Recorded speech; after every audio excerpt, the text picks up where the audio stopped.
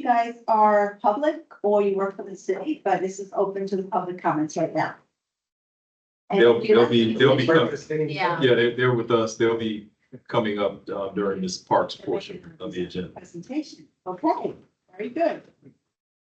So we have no public comments, but we're moving on. Community updates, I don't know who you might, did you have anything? No. Okay, action items, we need to approve the minutes. And so take a couple minutes to take a look at the minutes.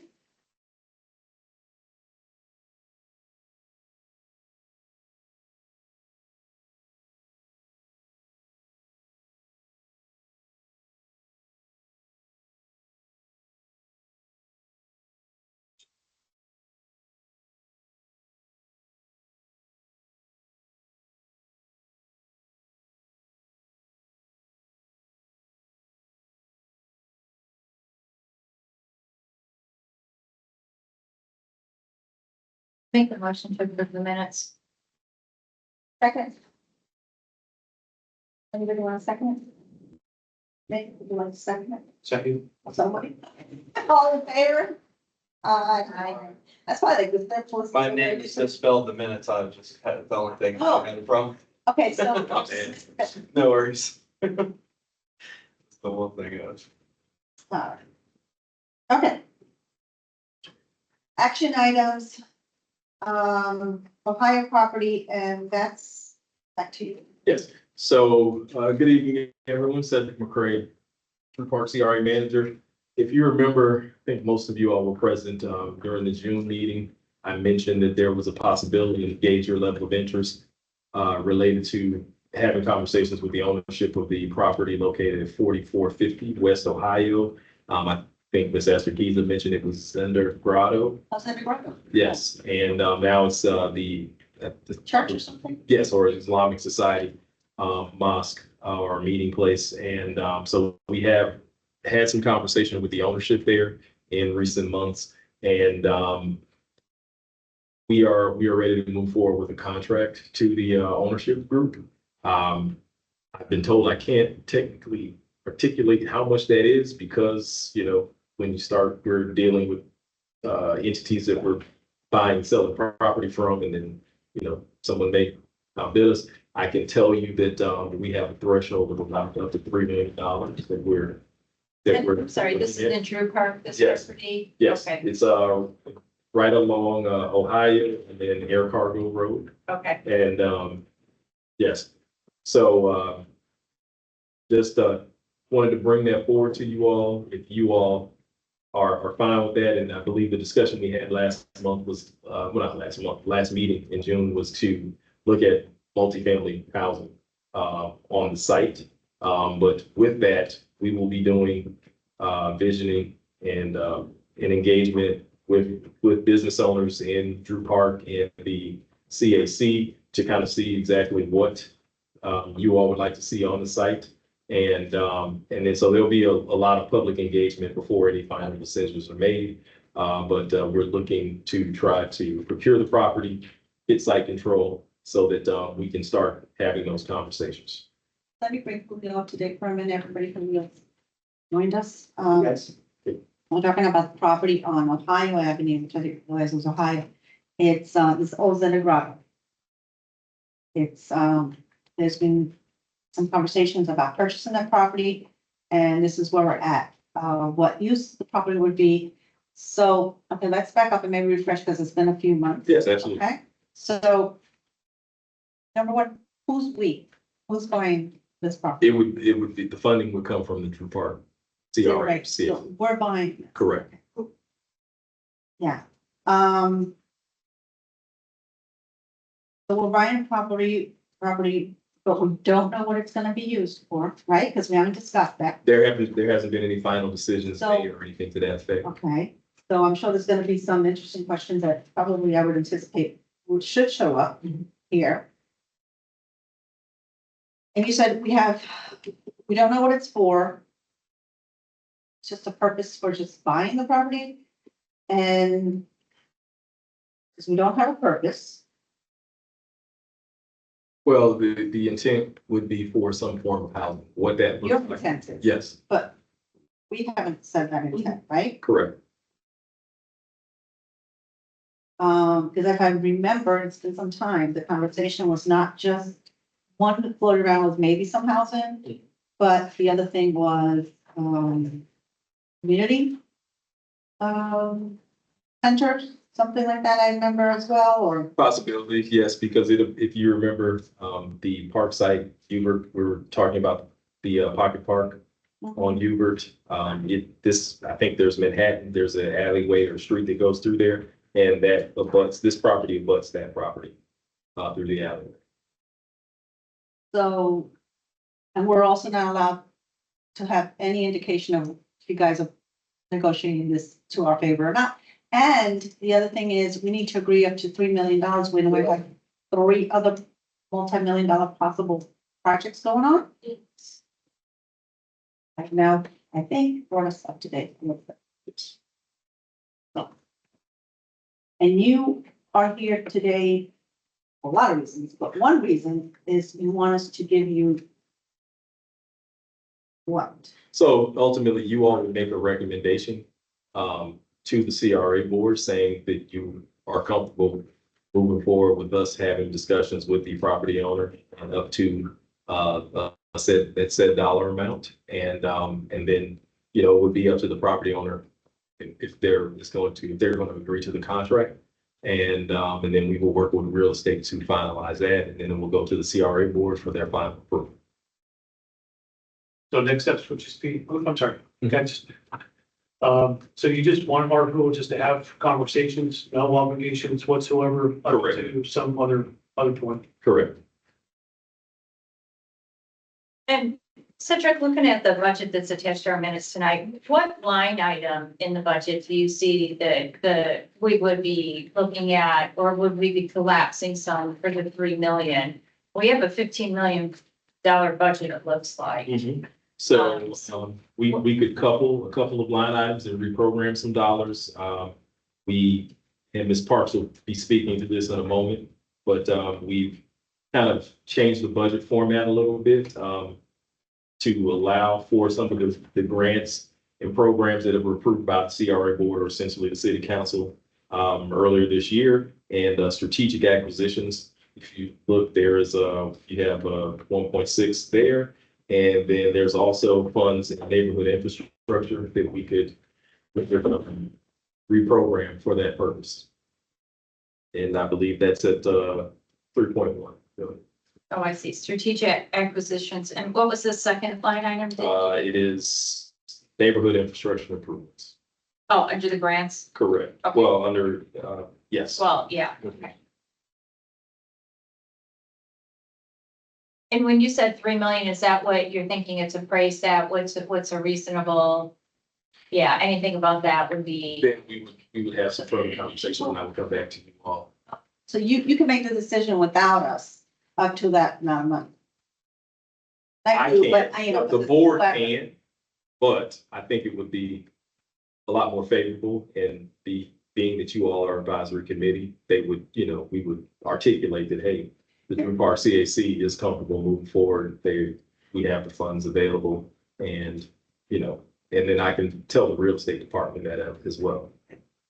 Can I, just looking, back in 2017, the, property value was 1.6 million. And the building on that property is 40 years old. So was this brought up downtown? The information about You say brought up downtown. the head CRA committee downtown, so they know all of that. Is that what is the assessed property value right now? Do we know? Yes, I would refrain from articulating that publicly because we may be entering to negotiations. So if we're explaining that, it could be problematic to the property owners and with real estate negotiating. Keep in mind, the assessed value from a property tax standpoint doesn't necessarily translate to market value. So Right. you can always look up what the property taxes are going to be, et cetera. But, market value is always what someone's willing to pay for it. So here's a couple way. If we buy the property, we're not gonna get any property taxes into our tip. Because the city's not, who's gonna own the property? City will. But this is CRA money. Mhm. So the CRA is not the city. So how does Yes, and that no. work? We can't. No, it's not. When you look at if you go to the tax collector's office or you look at the property, it's gonna say the city of Tampa. Now, it is under the auspice of the CRA. It will be a city CRA owned property, but it will say city of Tampa. So once it's in the city of Tampa's hands, Mhm. it's no longer in our hands. You might say it is, but on paper, it's now the city of Tampa's property. So we just purchased property for the city. And we don't know what's gonna get done with it, right? We'll have further discussions on that. Yeah, so, But the goal is to gain site control so that we can go ahead and start planning. well, what what guarantees development us will go. that we're gonna have any say in a property that's now in the city of Tampa? Well, I can tell you, in some other CRAs, we are having very similar conversations. We've had, visioning and engagement sessions with CACs and communities. I can articulate a couple of, projects that we have ongoing in East Tampa, in the area of 12th and Osborne, and also Osborne and 19th. So who's driving this? Well, we're actively, and we've had communications with our real estate department about potential opportunities, Pete. the CRAs. So we're looking to actively, acquire properties for future redevelopment, if possible. So if a private person buys this, we get tax money. If the city buys it with our money, Right. we don't get anything. Well, no, ultimately, we won't maintain it. We will purchase it and then we would issue an RFP for some developer to come in and present, and then you all would get that information. It could vary. So it could be townhomes, it could be an apartment complex, it could be single family homes. The property is a little over 3 acres. So, there's a lot of potential there. As I remember, And then once those individuals are living there, whether it's, we're gonna collect, property taxes from the development of the site. So that money will then be reinvested into the, TIF. I think if the city didn't buy it and it was open to anybody buying it, we would have absolutely no control over what would be there. It could just stay as is Correct. or be developed into it's not like something. anybody else, it's free market. Right. So it's the corner lot, correct? Yes. Seems like a really valuable piece of real estate to turn into affordable housing. Well, here's the other thing, is, It's never gonna be affordable housing. I mean, we could come out of pocket for the difference, but you got a corner lot across from the FedEx thing, right on Air Cargo. It will never be affordable housing, objectively. Right. No, I hear It's you. a very high value piece of property. So if we have site control, That's what I'm thinking. we're ultimately subsidizing the costs. So it will create a level of affordability for, future let's development. see, here's the deal. You can always give people money and make it affordable. I mean, if we're trying to pick a spot that makes logical sense for affordable housing, and that one ain't it. This board already went down this. Okay, and we talked about it, you were at that meeting, I think. And the police were at that meeting too. When we were talking about, the idea was that we would acquire property and then we hand it over. This is what was being presented to us by the city. That we would acquire property, what they wanted the CRAs to do, and then they will basically turn it over to an investor so that they can make the affordable housing. And it was like, okay, well, what do we get for our money? The affordable housing. Okay, well, what do we get for our money? The affordable housing. So it's, we still have responsibility for spending millions of dollars. Taxpayer money. You know, I don't think it's as easy as simple as this. There's, I mean, when you want us to approve $3 million. And no strings attached. For the city. To control. With no plan. On what is gonna get done, nothing. I have two things to say. One is, I remember going to a conference, a CRA conference in Orlando years and years and years ago. It was Orlando and Miami. I happened to walk into this works shop, right? And Miami and Orlando were talking. Orlando was like, oh, they're pushing us to buy, some land and, affordable housing, town office. And Miami went, oh, don't go around down that road. And we did that. And it all had to do with where some train was gonna run, some bullet train or something like train. And what they found in Miami is that really people didn't want to live where they were having issues living where you could hear all the airport and the commerce going on. Guess what? This is right from the airport. So what is really going on with this land? So Orlando was like, yeah, we were kind of feeling this as it was a bust for us. It was a bust for us. We have all these, condominiums back then, maybe housing is different now. And a lot of it is vacant because there's planes coming by constantly. No one thought of that. Well, yeah, they did think about it because the important part was that it was going to be near the plane, some sort of station drop, and an investor wanted to do it. And it happened and it was a bust. And so then Orlando was like, oh, wait a second. And so those of us that were there that year kind of walked away like, whoa, because there was a plan to do that here as well. The train didn't come and no one moved forward, and that's when they were trying to change our zoning here, and it was a big mess.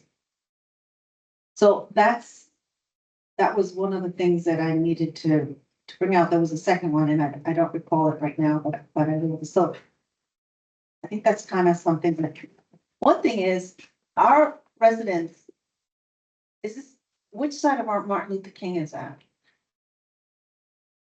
It's on the south side. It's on the south side, South side. because it's coming towards West Tampa Bay. The south. So is that in our residential area or not in our residential area? Maybe a good question. It is a residential. It's in the residential, so it's before you get to Martin Luther King. Correct. It's right at Coming from Ohio. this side, it's just 2 blocks before MLK.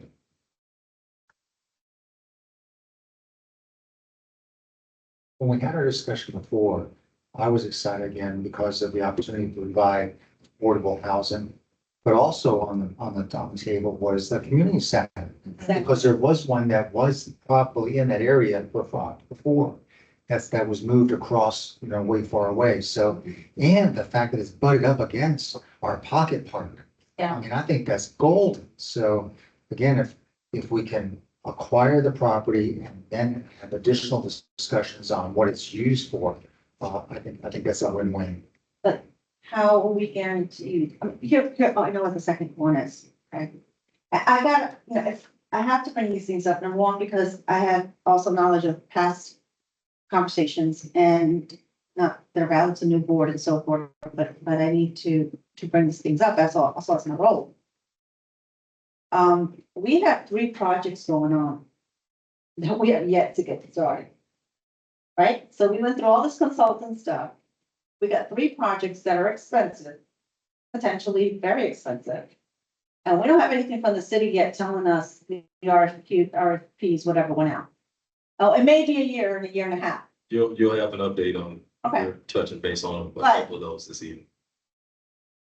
You know what I'm saying? We've got 2 parks, Palladium Park and Hubert Park, and we've got, everything else. And for the life of me, I can't get into conversations with mobility to figure out how we can kickstart some of the safety transportation issues in Drew Park. And yet you want us to get another multi-million-dollar project, which we can't get to the ones that we've been going on for 2.5 years. Maybe going on 3 now. And can I just say, I believe the last time when this was talked about, it was just a gleam, like, just so much scant information. Now all of a sudden, boom, this is on the agenda for tonight. And That's real estate though. But this is this is CRA and we're, board members to hear everything out. and I completely understand, but I also would share that we've also have had a meeting in a few months and we've been working, although we've had storms and hurricanes and things of that nature, we've been working as a staff and we'll be providing update on some of the other information and programs or funding for the park and some of the other items that we've discussed. And yeah, so we're providing updates. Yes. So just She has her hand up too, and wanted to clarify some points when you get a chance. a couple comments here. So, I mean, as far as kind of what we get for the $3 million, up to $3 million, right? So community benefit versus investment. So if this is an investment, you want to know all the details going into it, right? I mean, what's going to be built there, what the return on that investment is going to be.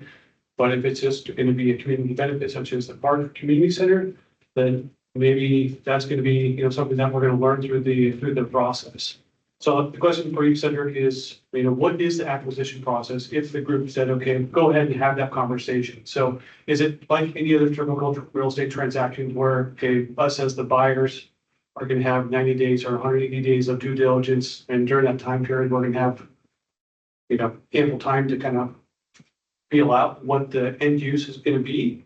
Yes, so we would eventually would have to be doing an environmental, either level 1 or level 2. And once we have that information, we have a period of 120 days ultimately to hear any issues we may have. I'm sorry. So phase 1, phase 2, right, for environmental, that's Correct. one thing. So you have a due diligence time period that would typically start upon execution of a contract, Correct. right? So, okay, once that happens, then if it's 120 days. Okay. Yeah. 120 days. So during that 120 days, then we'll have some additional reports that will Yeah. come about as to whether we want to do, whether it's affordable housing, community center, or options 2, 3, and 4. Correct. So, and part of and I know some of you may be aware that we've kind of gone through a restructure and a reorganization as it relates to our policies. But part of that is anything that we're doing, we're required to do engagement and outreach. And so it wouldn't just be the members of the CAC. We would open it up to the business owners and any residents within Drew Park. We've done it 2 times in East Tampa thus far. And, I think we've made some positive gains in process in that, because that wasn't something we were necessarily doing. And so it has a level of benefit to having the discussions. And that way we're also partnering with our planning department. So we're working across multiple agencies to kind of get the vision, hearing what the community wants, what the business owners want, what the CACs want, and then kind of formulating that.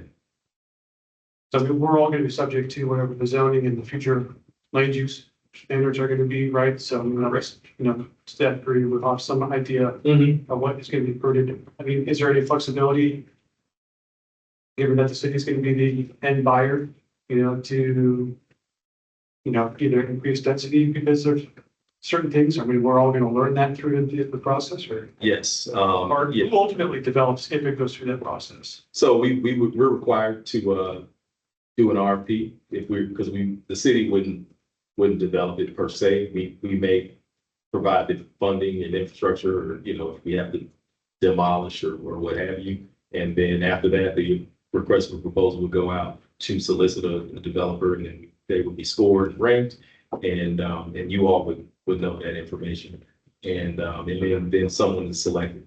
So in the event that we gain control of the site, we go through that whole process, we acquire it, you go through the RFP. So is that land that contributed to the project at cost, or at cost plus some to get some return, or how does that work? So to keep the affordability piece, we wouldn't transfer that on necessarily to whoever's developing the property.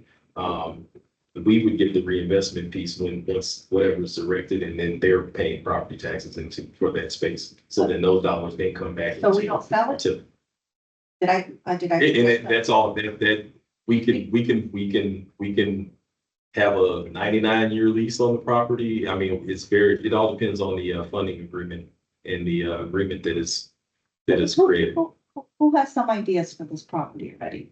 There's gotta be. No ideas. As I stated, and our board is, the CRA board has asked us to actively engage and look at opportunities. So we have been doing that. So if somebody wants to put, an entertainment place, bars, say South Tampa, Howard Street there. It's all gonna have to be permitted, right, through the zoning. If it's a permitted use within the Well, zoning, it's permanent, and if we approve it, that's the key I'm looking for. I didn't get that. No. So explain that to The me. primary goal would be residential of some form or type. Not bars, not restaurants. Yeah, okay, so in our last meeting, we talked about it, but we also talked about a community. Right? Yes. So has a decision been made already? It sounds like that it's housing, Well, with recreation, yes, but, so with recreation, right. so it's not what Mhm. you mentioned before. if the end use was purely just for community center or park, is there still support to acquire the property? Yes, yes, yes. And then we would bring in Parks and Recreation and other entities that would have conversations about that, then it's design, build and all of that. Okay, so part of what I'm saying is stuff that I've heard before in other meetings, and I'm bringing that up. So it's not necessarily that I'm against it. Okay, I'm not necessarily for it right now, because I don't like being blindsided like this, like, Susan just said, okay. $3 million. I mean, there's 4 business owners right here, and Susan Braun is not here, so it's a fifth, we know what we have to work. And as business owners, we're here probably to park 7 days a week. We pay our property tax. But we also have a responsibility being on this board that we're representing other property owners and other business owners and the residences as well. Okay, so, people that are here, I'm showing the other ones that are not working in the airport and and the school system and so forth, probably, I'm sure feel that responsibility as well. So what bothered me in the one last major meeting that we had, the gentleman's no longer with the city, who came, was your boss, was your boss, Beard, Mr. Garland, yes. came and talked to us, and in that meeting, it was discussed, and I don't know if he said it or not, if it was somebody else who was there, but basically the idea was to acquire property and give it over to somebody to develop for housing. Now, remember, because the doctor was there, remember the doctor? The doctor was there. And his company does construction as well, so he kind of like removed himself just in case because we were talking about acquiring some property for it. Might have been, bidding on that, so he left the board or didn't get on the board because of that. So having said all that, the idea was that we basically just buy this and hand this over to somebody else so that they can have affordable housing. Well, this is $3 million potentially or more, right? Because you've got other stuff that come in. It didn't sit too well with us as business people to hand over $3 million in taxpayers' money. That's where that conversation stopped. And here in black and white too, it says right here in the community development plan that you printed out. Substantial development potential for housing, approximately 17% of the properties within the Drew Park CRA already remain undeveloped.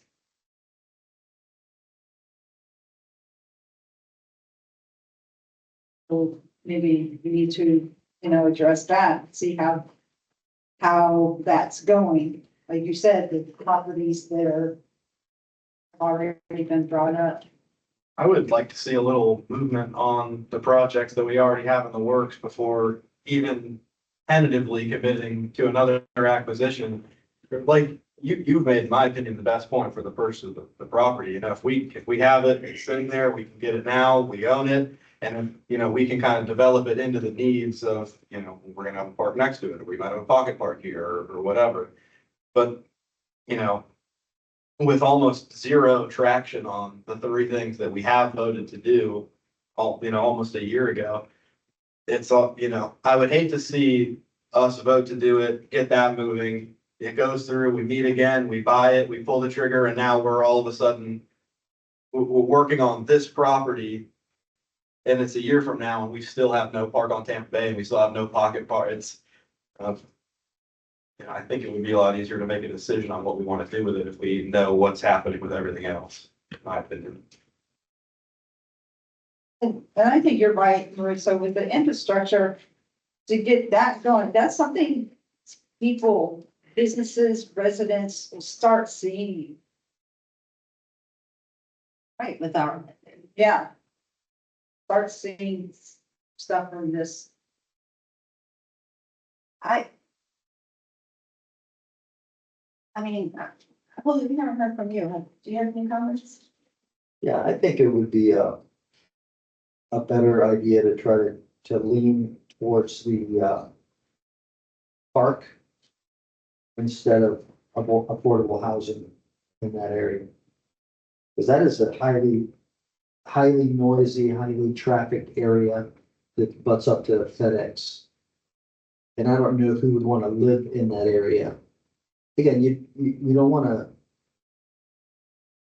to set up people that you are creating affordable housing and you're putting them in an area that you're going to put them in an area of a lot of noise due to the airport traffic and everything in there, and FedEx. And also right next to FedEx, UPS is building a new terminal in there. So you're starting to put people that clearly don't have the means in an area that is highly,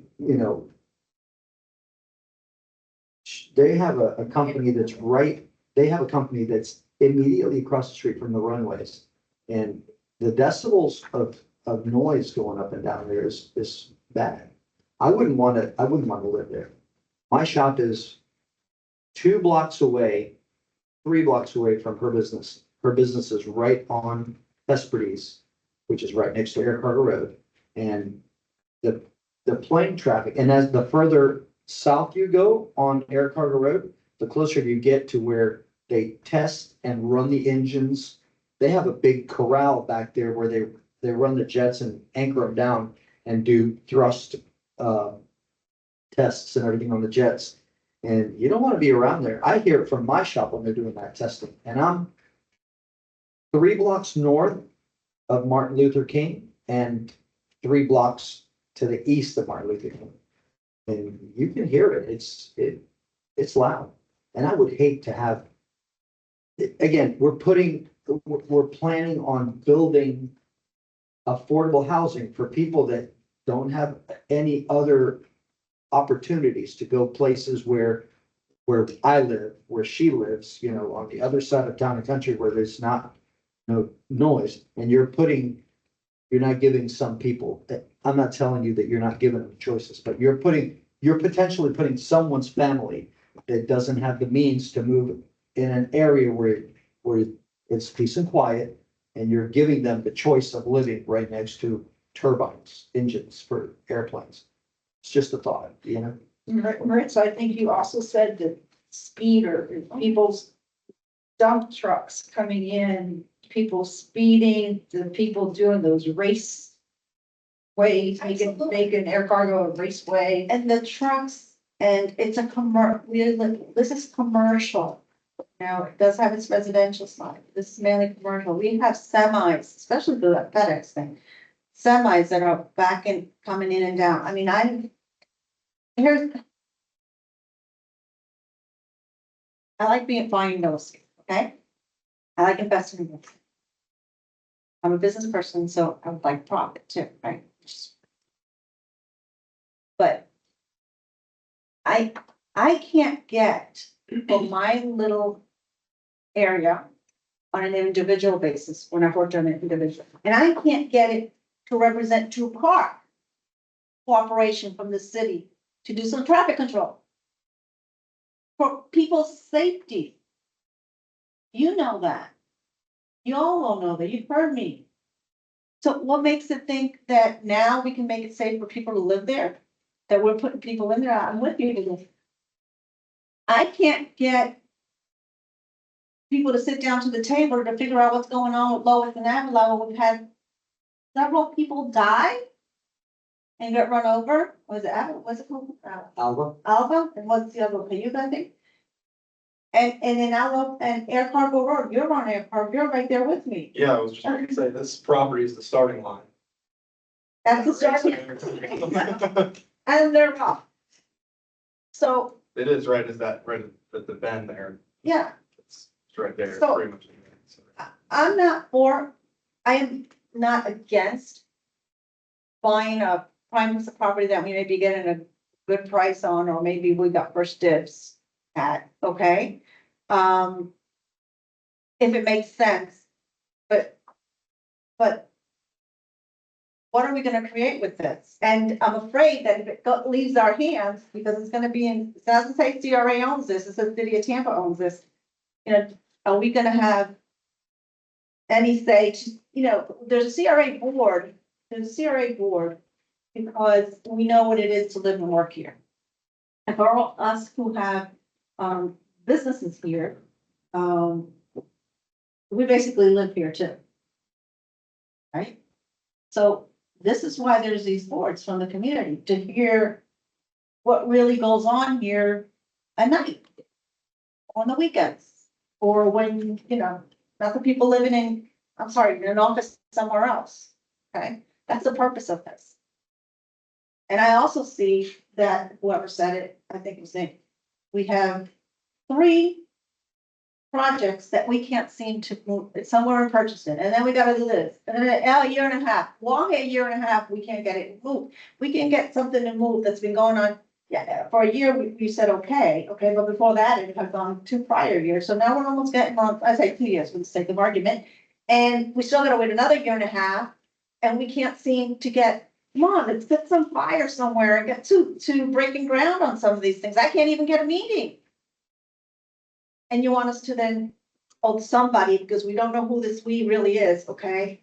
To support and not go at front of city council and everybody else said, well, we didn't support it. This is really what you're after, right? So the proof is in the pudding. We can't get to what we already started years ago. So again, I am not against acquiring property, that makes sense for the betterment of Drew Park. I just don't want to be regretting it later, that we put people to live like the people in Miami were telling the people in Orlando. Or that it was an unsafe place. Because we're living in a commercial industrial location. Or that we have no control of what we just spent taxpayer monies on in the future. And I don't know where that leaves me, but I mean, there's a lot of people on this board. I think that's well said.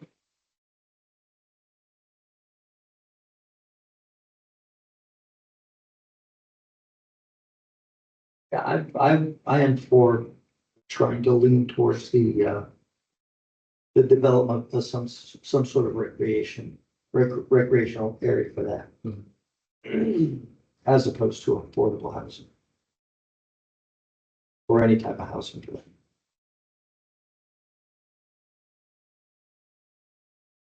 That's where I started off by saying, I was attracted to the community center.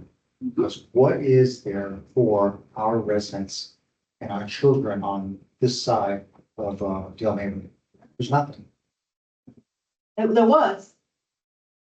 Was it Hunt Recreation? Yes, Hunts Park.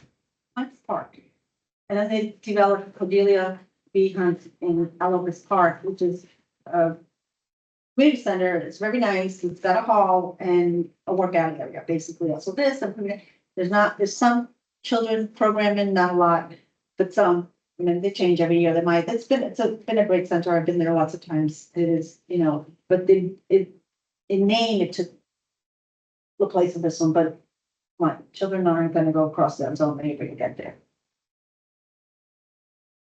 I'm not so gun shy about all of the projects we have going on and also acquiring additional property because of the foresight to say that in 5 or 7 years, that could be something we could pull the trigger on, and we haven't.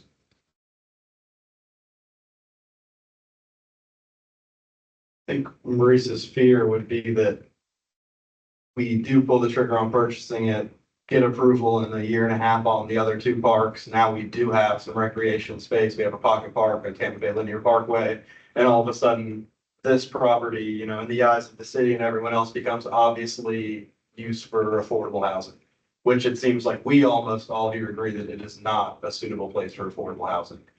And to your point, you know, right now, no, we don't have anything.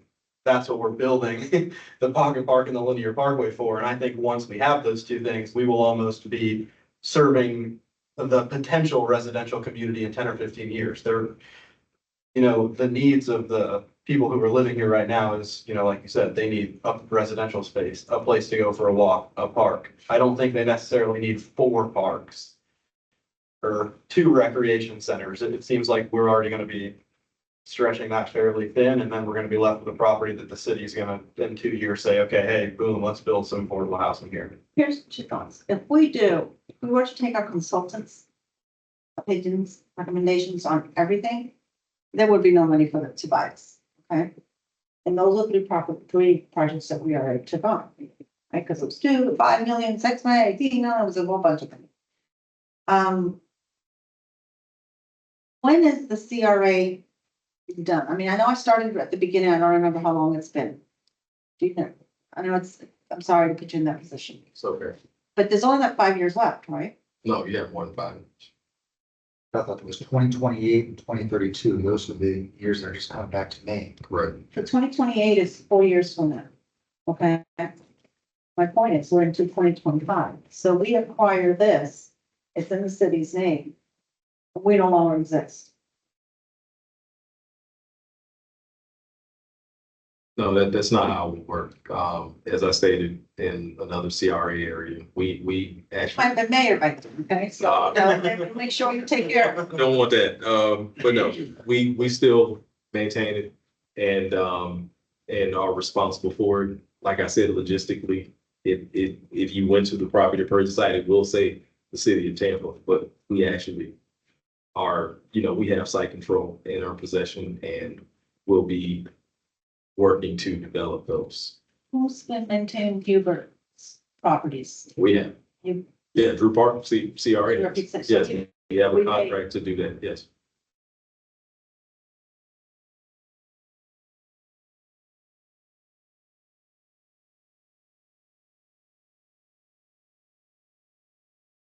Back on me.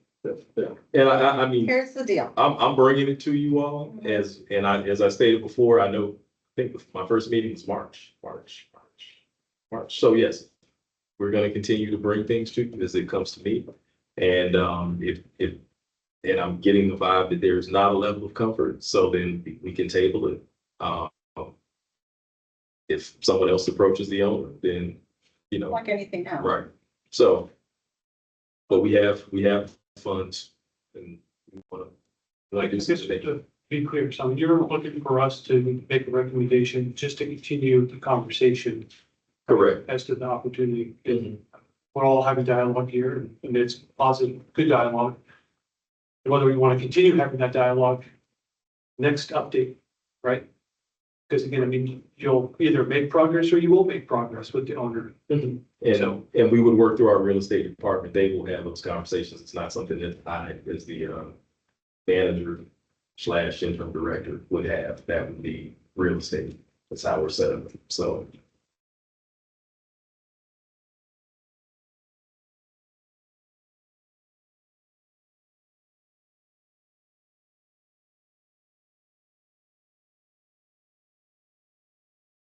So what happens if we say, okay, well, you guys, well, you have, you know, at least our agreement, to continue to explore this. Well, but you didn't need our agreement to continue, really, we didn't vote on it. And you continue to explore, right? Because you did, you got to this point. So You. What's the purpose of the vote today? Well, it's a recommendation. So ultimately, you all are a recommending body. And if we have the conversation with real estate, go ahead, move forward, continue the conversation with the owners, see what their response is. If we can get to a dollar amount to the amount that you shared earlier, and then we may or may not have a contract in place. And then I would then report back to you, hey, they agreed to. Did they talk about a price yet? No, not directly. I guess clarification, that's a good question. So if we're the recommending body, right? So then real estate gets let loose and they have that conversation. You're saying that they can come back with a contract. Now, is that contract already executed and signed by the real estate department? Or is it going to be subject to another round of conversations that we're going to have here? Well, the real estate department wouldn't necessarily sign it. They would be the conduit to get it signed by the seller, and then the CRA board would sign off and approve. And would this board do that recommendation to the CRA board? Correct. There will be a memo with that saying, said property address, folio number. So and- come and then before it- us again before Right, and anybody. then, approves yes, it. there will be a portion or a paragraph in that memo within the agenda that would state that the Drew Park CAC has recommended them move forward with the purchase. So that lets them know, okay, the folks in Drew Park are in favor, and we're comfortable moving forward. And then we have to also list out the funding source as well. I make a motion that we continue conversations on this property not to exceed $3 million. And there could be a second and a vote, either up or down, but I think we've got to figure out either we're going to move forward or not at this point.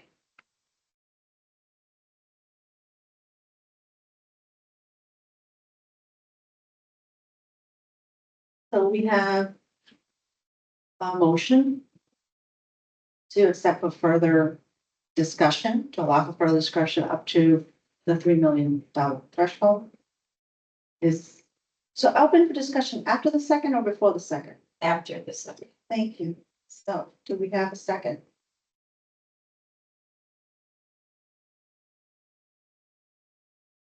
if we don't have a vote, yay or nay, then he doesn't have any direction on how to move forward. So doing a motion does not mean that you vote for it. It just gives us the opportunity to vote yes or no. That's all I want to say. I understand. I think after the motion's done, it's like the discussion comes after the second. I'm not getting that. So.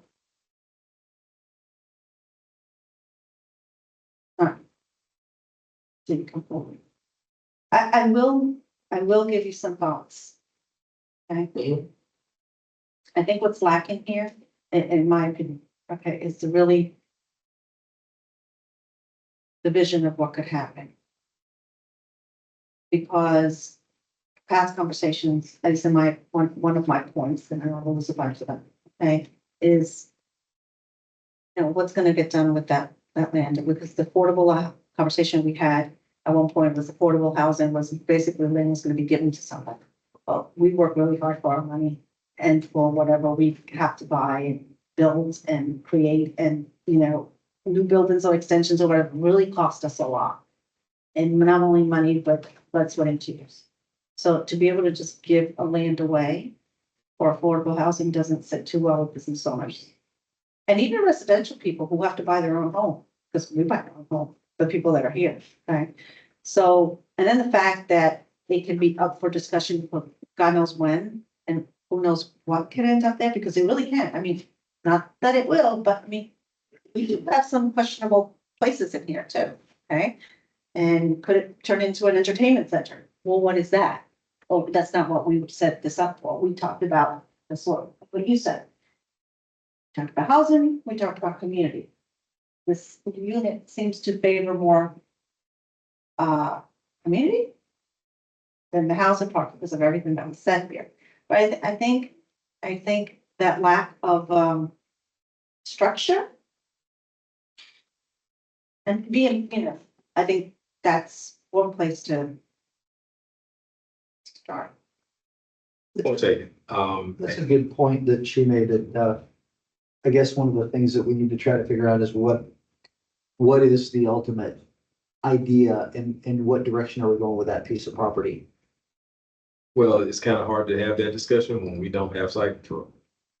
So, and But you know, And if and or when we're having conversations about purchasing, that price will continue to go up. So, it's gonna go back down there, but still. Um.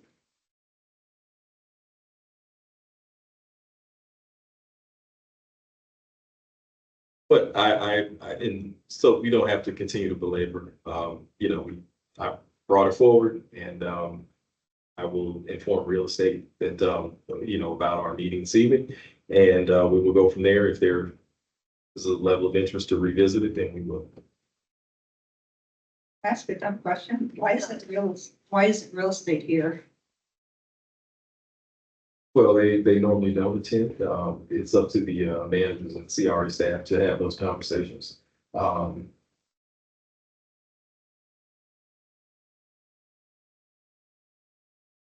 are the potential, zoning? Um, the diverse zoning for that specific, piece of property? What could go in there? I believe it's zone commercial intensive currently. So it would have to be rezoned in some format. But, you can get away, there are areas that are commercial zone or CI, commercial intensive, that have components of residential in it.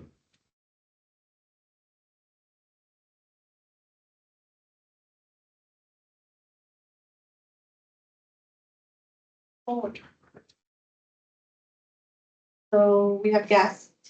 Yes, Oh, actually, that's good. oh, I thought it was that. Well, they work. Okay. Hi, good afternoon. A lot of great discussion, and then I started realizing that we didn't have a meeting for me to even discuss strategies for housing like I did with the other CACs. I got into B Park CRA Community Development Coordinator. I am now in the position to oversee all of these strategies as it relates to affordable housing. And I went around all of the majority, all the CACs, to present a housing presentation that was presented not only February 29th. I'm not sure if anybody attended the housing conversation via YouTube or went face to face to city council to hear the whole plan that the city had for housing and how it relates for both rental and property owners. And also how we will play a role into that. This wasn't on the agenda tonight for me to kind of discuss this, but being that I hear what you're saying, Maritza, and I hear what the constituents are saying as it relates to how your priorities that you guys put into effect. But I will say that I have been exposed to the other side of the coin, and housing is needed. Housing is fundamental. You can't educate children and raise them without a good home. You can't drive businesses if individuals do not have a home. So that's very important to me, to make sure that not only I'm able to look at all of these districts and kind of carve out what that looks like. And let me tell you, the hardest so far has been, kind of working through channel difficulties, but we're even creating affordable housing in channel side. So we're just trying to, look at all of this and bring forth these acquisitions so we can, move forward with development. Like Cedric mentioned, we have been ordered by the board to acquire property in for affordable housing, attainable housing. And I just want to let you guys know that this is not just what they call a poor people problem. This is actually a one person household that makes up to 140% AMI, which is what we service as a CRA in this housing capacity, could make 93,000 a year. So there's individuals who make 93,000 a year and still can't find affordable housing. I just want to put that out there. So it's not a family that's making 35K that has 4 kids. No, this is like a single professional working person that makes 93 a year and still needs assistance to move into their homes and build their units and do all of this stuff. So it's not just, this, we go up to 140% AMI. But I want to share with you guys really quick. Well, the individuals on the back, they're my staff. That's Rahel and Mike. We are Team CRA Housing. Any issues, any questions that you guys have about CRA housing, please ask. Please have time to come and pick my brain about things. I've been in affordable housing for 20 years. I work nonprofit, private, and I used to work for the city overseeing down payment assistance, infield, everything to do with what the city does as it relates to housing. I used to oversee those programs, so I'm well equipped to kind of carve out these hard situations. I'm just now on the great side of the CRA that we're able to do a little bit more creative work. We can do mixed use projects like you guys want to do. You guys are looking at commercial in that lot, if that's the thing, but we could do mixed use. We can have a commercial component and have density up top for residential. There's a lot of creative ways that we can do this, and we do this through that request for proposal RFP that Cedric was mentioning. We put everything that we want in there as far as the scope, and we have the developers provide us with the information on what they could build in there after we do the visioning session. So I just wanted to say that. But I wanted to just kind of share my screen real quick just to go over. um are you able to see my screen now? Okay. Yes. All right. So I just want to, because I didn't get to talk to you guys about this. I know a couple of meetings we didn't have quorum.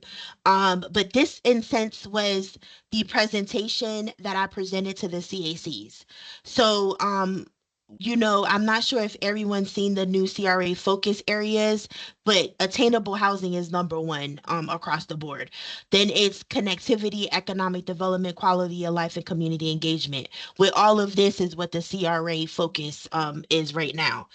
Now, with the alignment of the programs, I want to put your focus on this. Uh, the top two portions, which is helping homelessness and stability for renters, this is what the Housing and Community Development Division oversees now. Okay. Where we fit into their big picture of affordable housing or support is direct support for homeowners or property owners that own their house. That means we can fix and provide rehab services to their home, and creation and preservation of units. So again, by having these kind of deals with these projects, like the one that Cedric was conversing about, and then what Bryce will be talking about in a minute, we're able to, what we do, create and preserve that unit, because we put a land restriction on that unit to make sure it's affordable for a certain amount of time. Again, this helps create those units for attainable housing. So that's how the CRA fits into those two portions of it. But then you're asking me in your head, oh, what does support for homeowners mean? So support for homeowners is directly aligned with these two programs, providing rehab services for homes, and also providing down payment assistance for individuals to get into their house. Again, this could be an individual that can make up to $93,000 a year and still cannot put a down payment to purchase a house. So this is not no longer a poor people situation. These are working class individuals that still need assistance. Okay. So then we're then moving to the creation and preservation of units. So that's actually these three quadrants for us. Before, we never had what is called a CRA housing infilled housing program, which we own lots. Actually, we own about 14 lots. That yes, it you know, the city does the contracting and the purchasing of it, but this is purchased with TIF dollars. So within that time, you know, we have complete control. Just like you mentioned about East Tampa, East Tampa is a catalyst of what we call the infill housing program. That means we build within the lots that we own in the existing community. So again, we look at we get with developers that's already building, you know, to fit the community, but also provide us good pricing to build new units. Okay, so that's the infilled housing program. So the unit creation and conversion, this is more for providing attainable either it's rental properties or units, or this will be a strict affordable housing development that will go to a low to moderate income family as an end user. So these are units that our monies can subsidize the development of that unit and keep it preserved for an amount of years as an affordable unit. So we're not just looking at keeping it preserved for just the life of the CRA. We're following housing's protocol as it relates to our housing department, and they're putting 50-year restrictions on these units. So it could be families and families that use this unit with our funding. And then again, a strategic acquisitions is looking at all within all of the districts and making sure that we did what we were supposed to do years ago, which is acquire property and make sure that we have it in our area so we could build not only attainable housing but also these mixed use deals as well. So again, those are the strategies that we aligned with HCD. So this is kind of a consolidation and alignment of programs as a snapshot.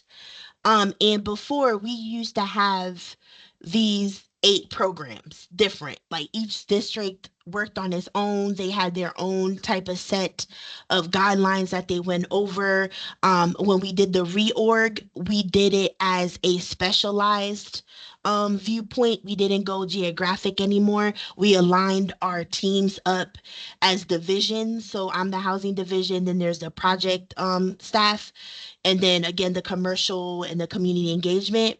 And that way we're looking at all of the districts providing them the same level of service. So not one area is getting the expertise of an urban planner or you know, a community development specialist. All of these are being looked at from the same expertise in different ways. So we had 7 grants that were condensed into a one housing rehab and renovation program, which is going great. My team is actually processing those applications. And then we have the standard down payment assistance grant. This is actually, it moves like a well-oiled machine. We have our process with the lenders. We work with the local nonprofits that actually help get these people from uh, provide budgeting services, credit counseling, get them prepped to purchase a home. Again, they we are targeting that income of going up to 140% AMI. So we work with those nonprofits and we fund the transactions, and that's been going great. Now this is spread across all of the 8 CRAs, so we can help individuals in Drew Park with down payment assistance. We can help individuals in Drew Park with rehabbing their homes if they need a new roof, if they need a new plumbing. There's not a lot of people that, you know, are not necessarily low income, but they are working on a budget, and sometimes your budget does not allow you to pay $15,000 for a roof. You know, I'm very transparent. I live all the way out in Hillsborough County.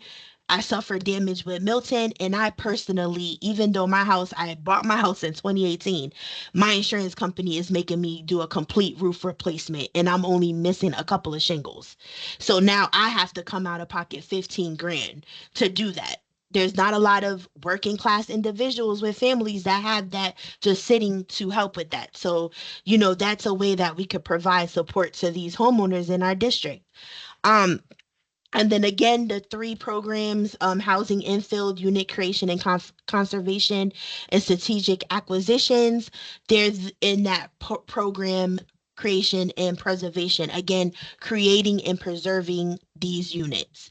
So at the June 13th meeting, we presented this, and we've been working and aligned our strategies with housings on how we process it, but the pools of money is TIF. We cannot mix what I'm doing in East Tampa with what I'm doing with Drew Park. All of that has to stay the same, of course, per law. Um, so when we go into details about the program, I just want to kind of let you know how individuals kind of work through applying for this program.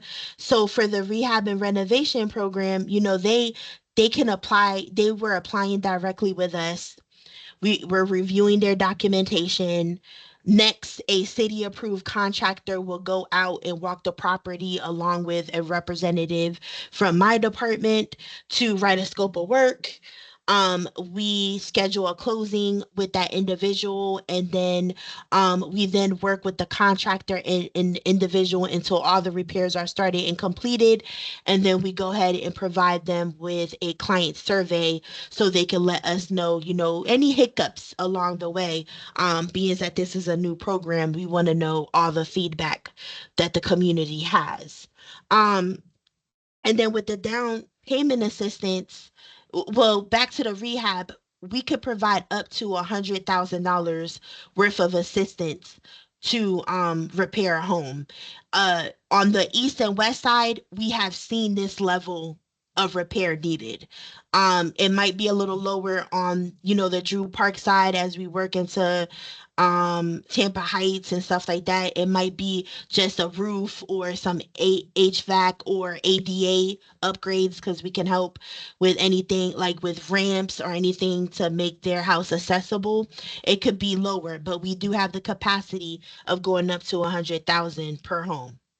For the down payment assistance program, we have up to $50,000 that we can provide individuals to purchase their houses.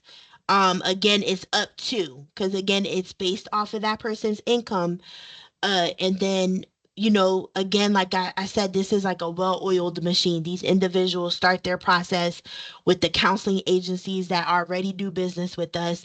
They already go through using a city-approved loan officer, real estate agent.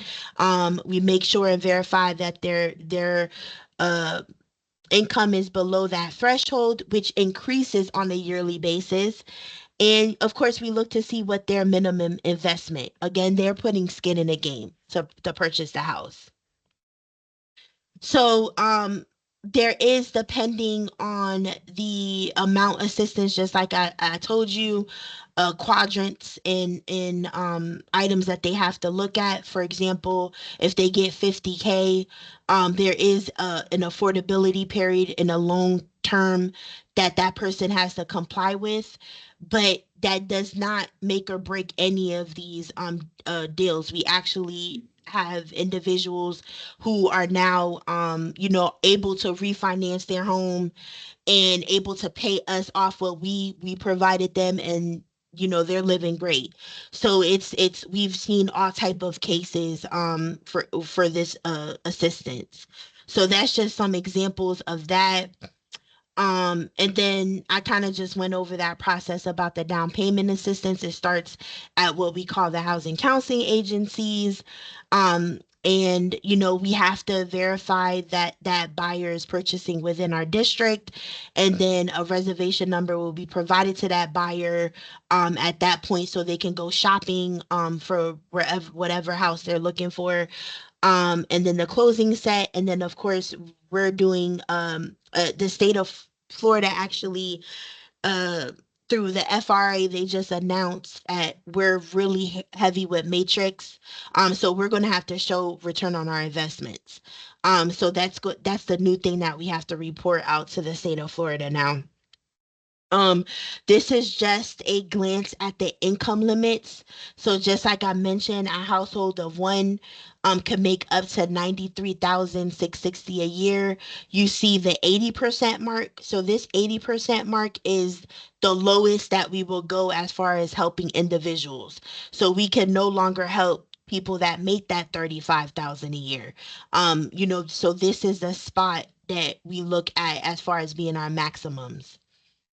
Um, so just as I mentioned about the other initiatives, land acquisitions, community outreach workshops will take place to collect feedback on future use of acquired parcels. That's actually something that has been working actually extremely well in East Tampa. Also, regarding the parcel of lands that they're doing. Um, After the community workshop takes place, all of that feedback is then entered into that RFP that actually my group will put together. Actually myself will write to that scope of services in that RFP that will include all of that feedback that we got from the community, and also some information that Bryce will go over you because he actually looks at zoning, proposed you like what could be used there, and that kind of helps developers put together a good plan. And then forming strategic partnerships to increase attainable housing. So we're working with residential builders within the urban core to identify opportunities to create attainable housing.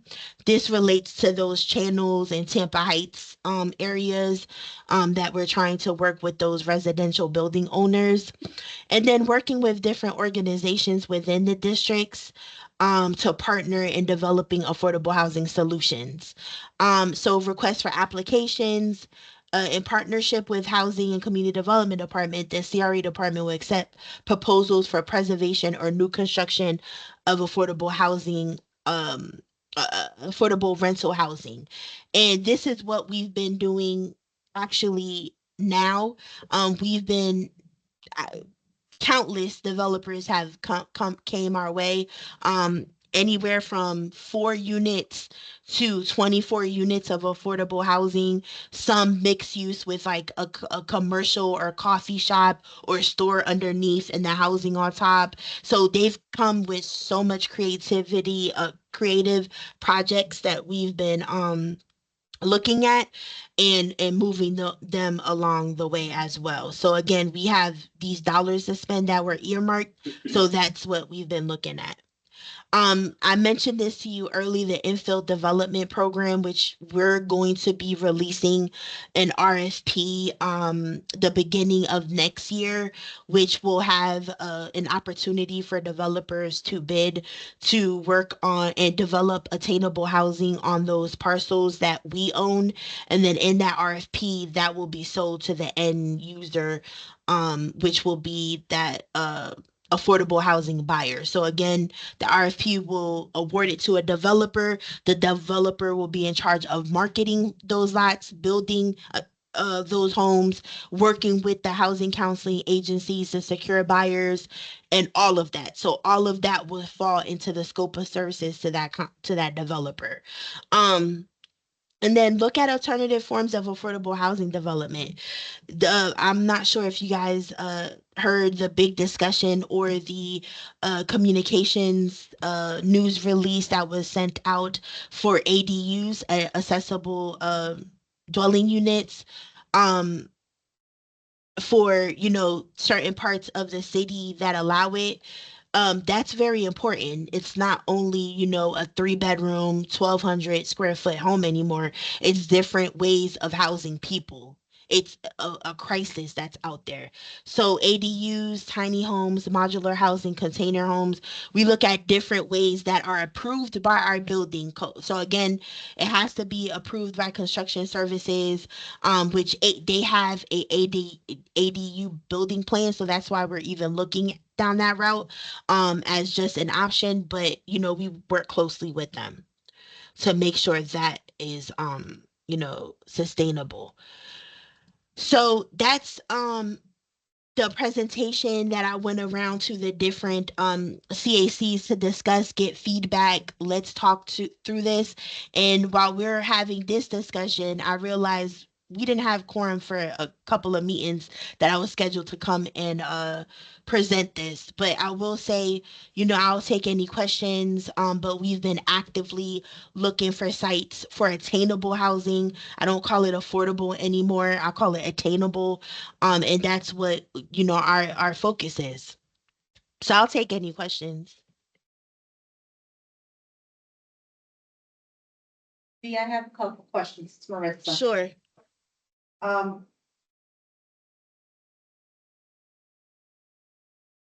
So is there, or is there the communication strategy?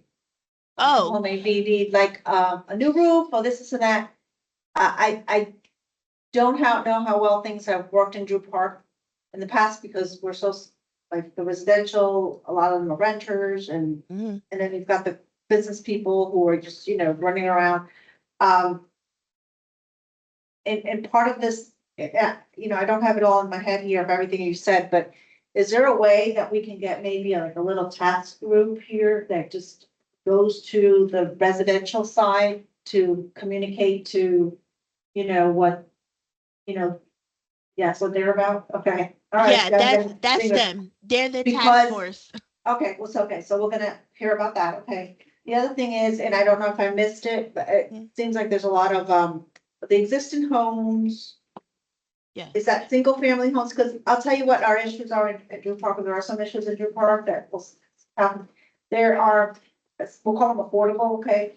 That there are barracks who have, turned into efficiencies or, apartments, that some of them are really still in the business side, so forth, but they probably could use some help, I don't know if it's because the owner doesn't put time into money or doesn't have the money or what have you, but there are people living in possibly conditions that should be better. Yes. And, I don't know, not that I want code on it, because I'm anti-code, okay? Yeah. But, if there's, task force to get to those, owners and say, hey, we have this available, that available, and I think maybe I'm back into the task force. Yeah. And you're having So your fields. I'll speak for them in this motion because my staff is new and they're just jumping in. But as it relates to communications, okay, that's a big deal. Okay. So how we did it the first time when we rolled out effective August 1st, we went to the news outlet. So we needed something really quick. So we went to media. We went, got on channel 8, channel 10. We went through our communications person, the city's communications person, because I'm no longer in that role. They're actually looking for someone. But we went to our point of contact and we told her like we need this on the news. And when I tell you that is what brought us 250 applications was the news. But it only ran for a certain amount of time. So we already knew where the influx of applications were going to come from just off of that news release. So now what we're doing inside house is we're processing those applications, we're getting those individuals income qualified. And then once we have a grasp on how many applications and contractors we have, because again, we have to wait with the contractors and the contractors have been swamped with hurricane stuff. And now apparently we're having another hurricane potential next Wednesday, which is frightening to my group and me because we're going to just get our people calling us all the time. But um we will then, after we scrub this list of 250 people, we will then start doing marketing specific to areas that we know, number one, we haven't received an application from, and number two, we've been riding around seeing that there's housing that needs to be done. I thank you for your time and all the information. I want to be respectful to your staff here because we've got a rule of trying to keep it an hour and we're an hour and 20 minutes. But I will say this, can we get some feedback at some point as to from your big push, how many actually came from our area? So that might let us know that whether our area is actually, that, you know, that means is really reach the people in our area, or we have to do it, you know, maybe set up a couple tents, you know, day, hey, come and find out about your neighborhood day or something like that. Correct. But there may be alternatives for this community. Correct. Yes. Okay, yes. Thank you. Which we did. We had workshops. So go ahead. Yeah. Well, you know, it could be open air workshops, not that we have to come somewhere else, you know, just be a little bit more creative. So Bryce? No. The Bryce is, sorry. Okay, all right. So you guys are not presented, B's presented. Sure. But you're on your team, right? Yeah, I Okay, just so- wanted to introduce you to my lovely housing team. Can we do one thing at least? Number one, I'd like to meet you guys personally. If you can just tell us a little bit about who you are, where you work, or what your full name is, and what have you. And then if there's any question for B, and if not, then we're gonna move over to Bryce. Got it. Right? Thank you. Go ahead. So I'm Michael Perkins. I'm the community development specialist. I'll be working directly with contractors in this field when we start getting income eligibles to get the house worked on, the area that we targeted over from August until September. My background is I've been in workforce development for over 20 years. So I've been in these type of arenas for a long time. So I'm about trying to make sure communities are getting exactly what they need. And so that's why I'm on that kind of task team. Michael, right? Yeah. And then my name's Rahel. I'm a Tampa native. I've lived here my whole life, so I've definitely seen like all of the changes. I come from the world that's also teaching. Also, I worked in Catholic charities. I'm sure you guys are well aware. And Jewish Gold Coast for a couple of years, almost 4 years at Jewish Gold Coast, family services. And I have a lot of experience in just like land development and also being a native. And so my position is just as the tech that I process the applications. I go out there, so I'll be going out there to meet with folks and setting up those times that are good for the community and working with you all about locations and what's going to work for you also. So I guess that will be part of the communication piece as well. So I'm anxious to get started with that. Okay, any questions for B before we? Not necessarily say goodbye, but unless you want to say goodbye, because. No. All right, looks like we're good. B, she's gone. Yeah. Thank you, Ms. Barr. Okay. Thank you. Yeah, I was gonna say, B, don't leave because we might have some more projects or some questions as they relate to. No, housing. no, Just I'm stay not with gonna- us. So I knew you weren't. Yeah. Share my screen because this is online meeting as well.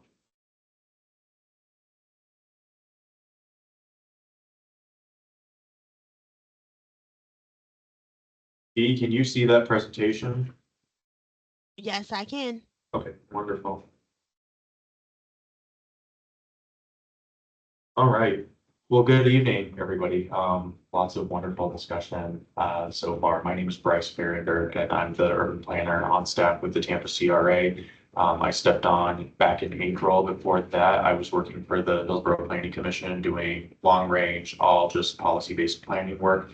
Wanted some more direct involvement with my community, and I wanted to work on projects to actually see them come to fruition. It's hard to get that when you're working in an environment that's just all policy based. And I felt like the Tampa CRA was the perfect balance. And so that's how I ended up here.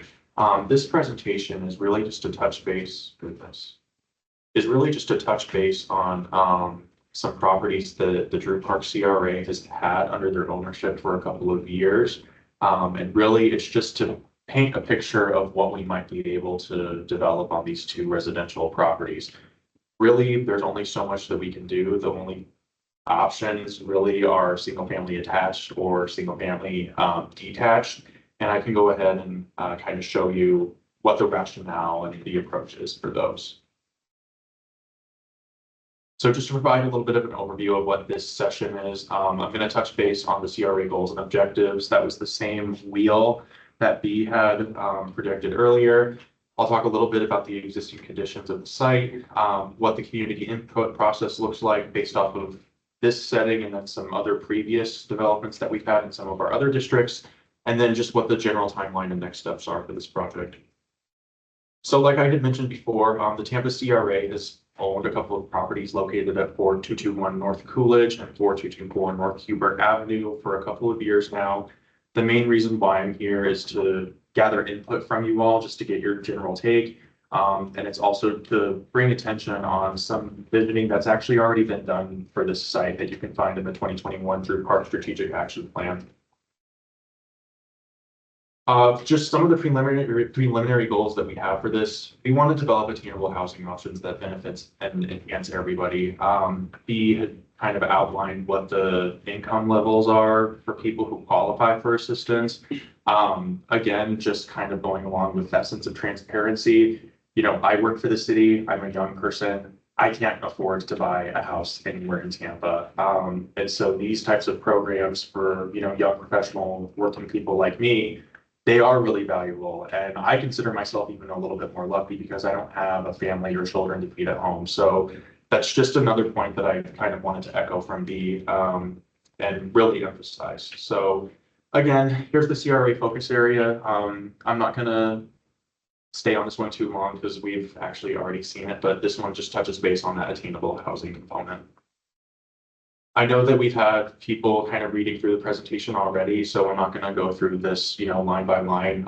But this is just to show that there is language in the Drew Park Community Redevelopment Plan that really does emphasize creating affordable housing strategies. Additionally, we also have more recent language from the 2021 Strategic Action Plan. And again, I won't read through all of this. That just emphasizes creating a mixture of market rate and attainable homes. That you can, again, really provide to your community. This is actually a informal site plan on what we could potentially develop for these two parcels. This one on the right here, is just what one unit would look like. So if we did sort of a villa layout, which is 2 units under one roof, it would be 2 of these directly next to each other. Just some general information about the existing conditions of the site. Combined together, it's just over 0.33 acres. It's RM16 zoning, and then the future land use is R20. So really, the maximum dwelling units that you could build on this site is up to 6 units. We don't want to do that. It wouldn't be consistent with the existing development pattern in the area. So most likely what we would do if we went for a villa option on each site would be a total of 4 units at the max. And then this is just some other, this is just some general additional information on the existing uses. As you guys are aware, Drew Park has kind of a hodgepodge of uses. There's obviously a lot of other single family detached uses, single family semi-detached, vacant, light industrial, and then public institutional uses in the area as well. Just wanted to touch base on some of the known property challenges. For that parcel that is located along North Hubert Ave, there is a swale located along the eastern boundary. This is something that we would most likely need to remedy when we're getting ready to turn it over to a developer to actually build a house on.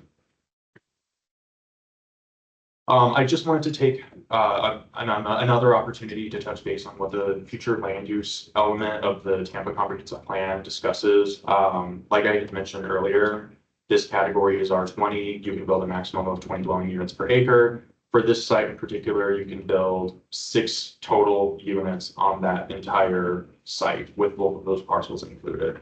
In terms of actual uses, This is really small, and I have another slide, but this is just what it looks like in the future land use element. And then this is what all of that information actually says. So this really does emphasize medium and lower density uses, small lot, single family uses. We're in compliance with what the comprehensive plan says should be developed on this. And then this is just another view of the zoning as well. It's RM16. So just to provide a couple of concept examples, if we were to build something that is single family detached, this is what that would look like. Obviously, there are a lot of houses around Drew Park and along Coolidge and Huber Avenue that look like this. And this is, again, very straightforward. If we were to do something single family semi-detached, it would look something along the lines of this. These floor plans actually are pretty similar to what is provided in those renderings I was showing you before in the Drew Park Strategic Action Plan. And I did reach out to DGM, Development and Growth Management, just to clarify if we could fit something like this on that site, just because they are narrow parcels, and they said that we could. So in terms of general project timeline, we're doing the CAC presentation now. We'll take whatever feedback that we get from this meeting, incorporate it into the conceptual design. We'll present it again to you guys, and then we'll take it to the CRA board.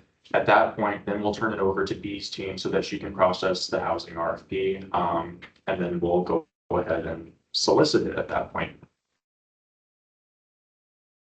And at this point, I want to welcome any questions or items of discussion. You can send them my way. Yes, ma'am. How many bedrooms are in these units? Is it does it These vary by ones? types or what? I believe these ones are 3-bedroom, 2 baths. The number of bedrooms and bathrooms doesn't necessarily depend on how many dwelling units there are. So you can have a dwelling unit that's 1 bedroom, 1 bath, but you can also have one dwelling unit that is 3 bedrooms, 2 baths.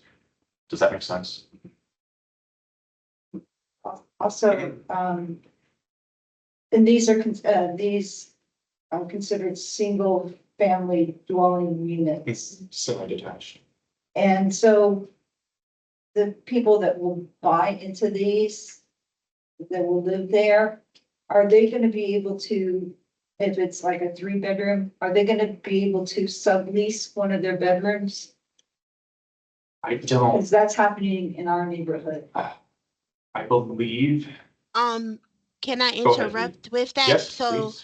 the buyers that will purchase this, after you purchase a home, we can't control what you do with your home. This is actually, going to be someone's house. What we have control over is basically the person who is placed in the home based off of income. So to answer your question, we can't help if an individual person purchases a home and then rents a room out to make sure that they can pay their bills or their mortgage. We can't do that. We can't help that. We can't have any, by law, we cannot restrict any of that. So if it was in an HOA, that's completely different because in a HOA, I can purchase the house, and now there's HOAs that are restricting that purchaser not to rent out that house until 2 years after they purchase that home. So me as a regular person who buys a 3-bedroom, 2-bath house in a community, and now I want to use that as an investment property, I can't do that until 2 years after I purchase that home because there's so much issues happening with these investors buying up these properties and then renting them out to anyone, and then causing those issues. So we can't do that. We cannot restrict that way. But I understand what you're saying.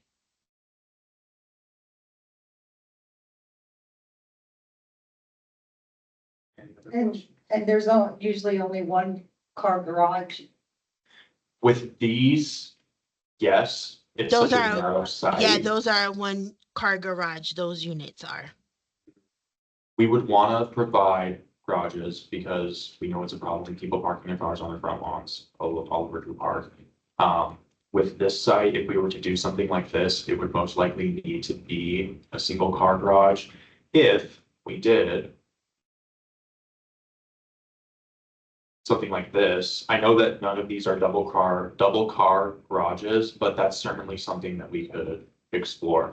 This is nothing that is set in stone. It's just to put some concepts out there and flip some ideas around. So. Yeah. Absolutely. Anything else?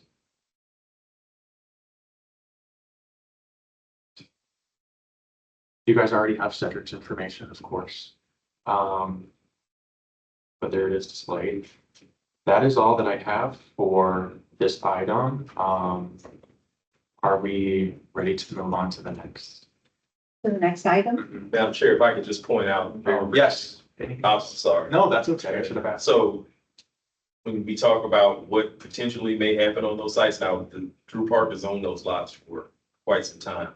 And that's what I was alluding to, we were maintaining. But as we're looking, now we're having the conversations because we have site control, we can come back to you and say, hey, this is what potentially could go there. And then we have this discussion, starting with the CAC and then the greater community and the business owners through an engagement. So I just wanted to make that point.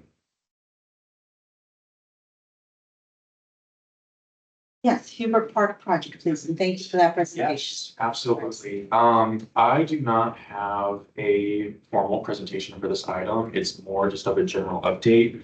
Just so that you are all aware, we did have the kickoff meeting for the next phase of this project last week. It is with Placemaker Design, who is the same firm that did the schematic design package for Hubert Park and then also the Tampa Bay Linear Park as well. What this next phase of the project includes is them creating all the documents that we're going to need to move to construction. So it's a permitting set essentially. Right now they're starting on all their survey work, civil engineering, all their geotechnical analyses that they have to do on the site. That's what they're working on right now. What they'll do is submit preliminary plan reviews at 60%. Goal date, early April, and then they're gonna do a presentation to you all, hopefully on April 16th, so that you all can provide your guys' feedback and preferences on things like furnishings, brass, other fixtures. We wanna make sure that, you all are providing your input and you all see, what you want for this park as well. And then hopefully we'll have everything ready to go by June. Once we have that full set, we will then take it and bid it out to a contractor for them to come in and start building.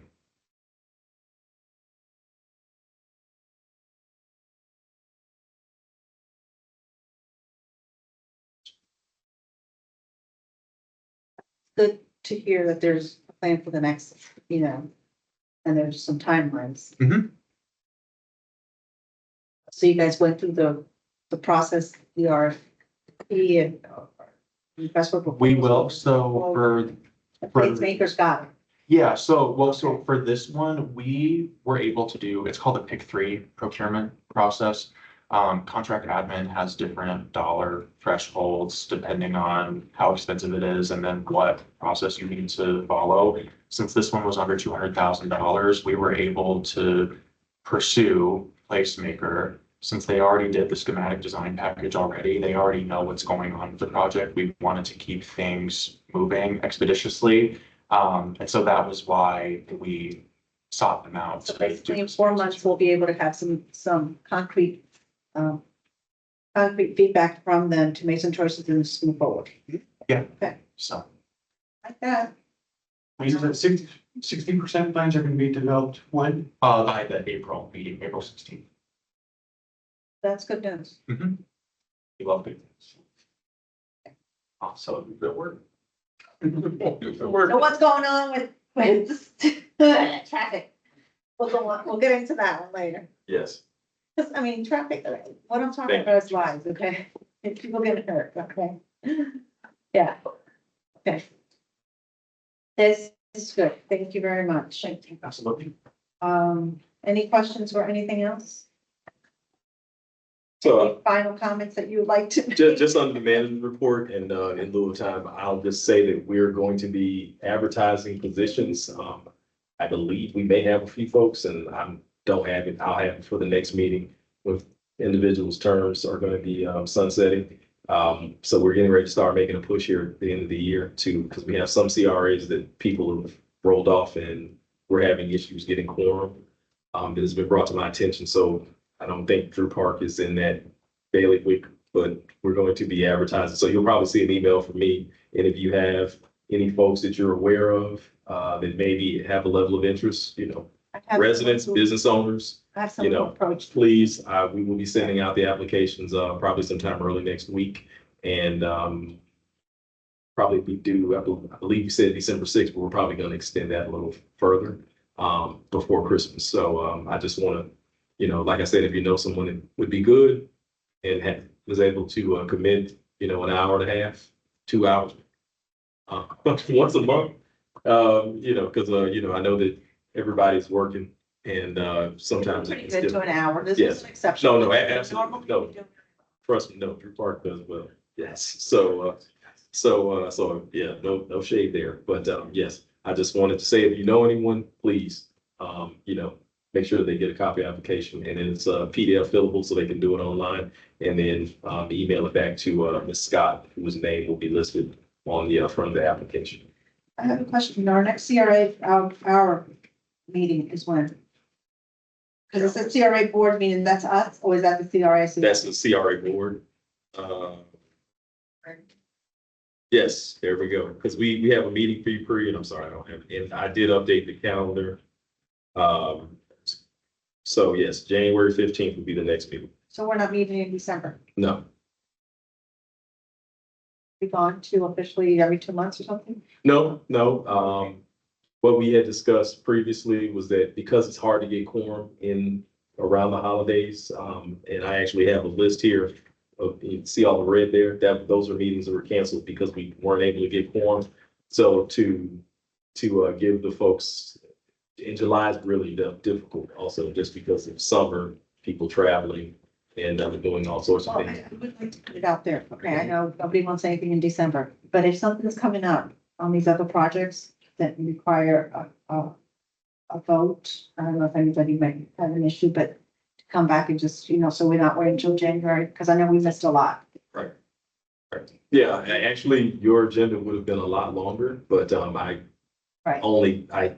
tabled those So presentations. So you'll be hearing from I our don't public wanna art speak person for in everybody, January. but I think we could at least, entertain that if there are things coming up that need to be voted. So move Yes. forward. So Yes, I'm not anticipating anything specifically, but yes, I will keep you abreast if that is the case. we're not speaking on this CRA meeting on. No, West Tampa will be tomorrow. On December. You're not speaking in December. No, it won't be. It will be someone from the Urban Core CREs. Okay. Yes. Motion to adjourn. Second. So I gotta have first. Oh, yeah. Second. All in favor? Sorry, can't tell. Who was the second? Nick was second, who was first? Okay, got it. Oh, either way around. Thanks for that.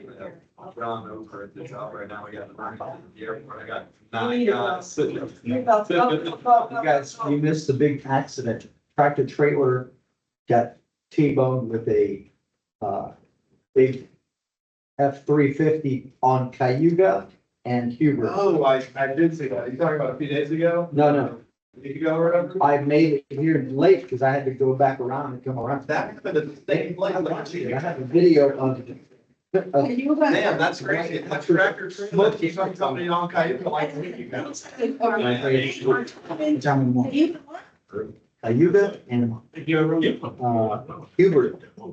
Okay, yeah, 9:00. Can you send that gentleman over there pictures because he's making a collection? What? Accidents in Drew Park. Oh. Please send, yeah, just email me. To get them from me every week.